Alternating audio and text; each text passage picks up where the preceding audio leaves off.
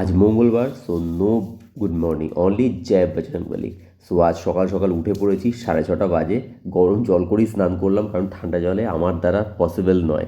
আর মারাত্মক ঠান্ডা বাইরে, বিশ্বাস করবে। আর বিশাল কুয়াশা, যেন মানে কাউকে দেখাও যাবে না, মানে এক হাত দূর থেকে কাউকে দেখা যাবে না।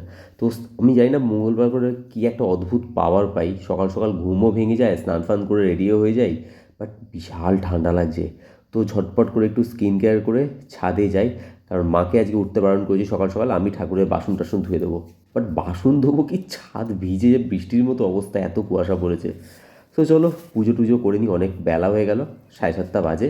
পুজো করে নিই, এখন ব্রেকফাস্ট করে জিমে যেতে হবে। বাবা কত মিষ্টি গো, এগুলো কী মিষ্টি? দেখে খুব সুন্দর মালদার মিষ্টি না? আর সকাল সকাল এই মিষ্টিটা এত টেস্ট, সত্যি এই মিষ্টি এখানে পাওয়া যায় না কিন্তু, না? দেখ, সকাল সকাল একটা মিষ্টি খেয়ে জিমে যাই, হবে একটা।